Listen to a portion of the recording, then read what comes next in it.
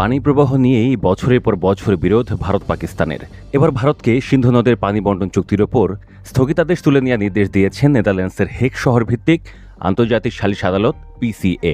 গত 8ই আগস্ট এই রায় ঘোষণা করেছেন পিসিএ। আদালত আরও বলেছেন, চুক্তির মূল নথির সঙ্গে সামঞ্জস্যপূর্ণ নয় এমন কোনো স্থাপনা, অর্থাৎ জলবিদ্যুৎ কেন্দ্রের জন্য বাঁধ বা এ জাতীয় স্থাপনা সিন্ধু নদ কিংবা সিন্ধুর সঙ্গে সম্পর্কিত কোনো নদ নদীতে স্থাপন করা যাবে না। পেহেলগামে হামলার পর তাৎক্ষণিক প্রতিক্রিয়া হিসেবে সিন্ধু পানি বণ্টন চুক্তি স্থগিত করে ভারত। এর ফলে পাকিস্তানের 3 নদী সিন্ধু, চেনাব এবং ঝিলামের পানি প্রবাহ ব্যাপকভাবে হ্রাস পায় এবং গুরুতর ঝুঁকির মুখে পড়ে দেশটির কৃষি উৎপাদন। ভারত সিন্ধু পানি বণ্টন চুক্তি স্থগিত করার পর আন্তর্জাতিক সালিশ আদালতে মামলা করে পাকিস্তান। 8ই আগস্ট সেই মামলা রায় দিল পিসিএ। আন্তর্জাতিক সালিশ আদালতের এই রায়ের পর ভারত এখনও পর্যন্ত কোনো প্রতিক্রিয়া জানায়নি। তবে পাকিস্তান স্বাভাবিক কারণে স্বাগত জানিয়েছে এই রায়কে।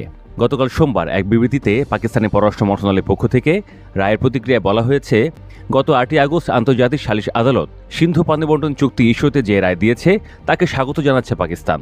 আদালত ভারতকে সিন্ধু নদের পানি বয়ে যেতে দেওয়ার নির্দেশ দিয়েছেন। পাশাপাশি এই নদের ওপর বাঁধ নির্মাণের ক্ষেত্রে মূল চুক্তির শর্ত স্মরণে রাখারও আহ্বান জানিয়েছেন।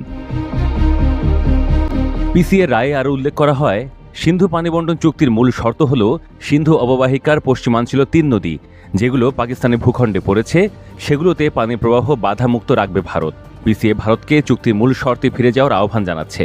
ভারত যদি সিন্ধু নদের উপর বাঁধ বা এ জাতীয় কোনো স্থাপনা নির্মাণ করতে চায় তাহলে অবশ্যই চুক্তির শর্ত মেনে এবং চুক্তির সঙ্গে সামঞ্জস্যপূর্ণভাবে সেটি নির্মাণ করতে হবে।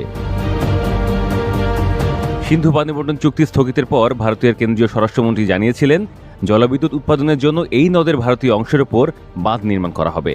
আলোচিত সিন্ধু পানি বণ্টন চুক্তি বিষয়টা কি সংক্ষেপে দেখা যাক। 1960 সালের সেপ্টেম্বর মাসে বিশ্বব্যাংকের মধ্যস্থতায় এ চুক্তি হয় এবং ভারত ও পাকিস্তান তাতে সই করে। চুক্তিটির মাধ্যমে সিন্ধু এবং এর উপনদীগুলোর পানিকে 2 দেশের মধ্যে বণ্টন করে দেওয়া হয় এবং পানি বণ্টনের নিয়ম নির্ধারণ করে দেওয়া হয়।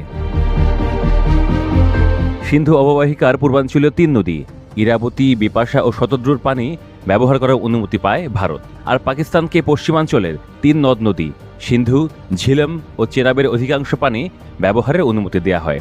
চুক্তিটি একতরফাভাবে স্থগিত বা বাতিল করার বিধান কোনো দেশেরই নেই, বরং এতে সুস্পষ্ট বিরোধ নিষ্পত্তি ব্যবস্থা রয়েছে।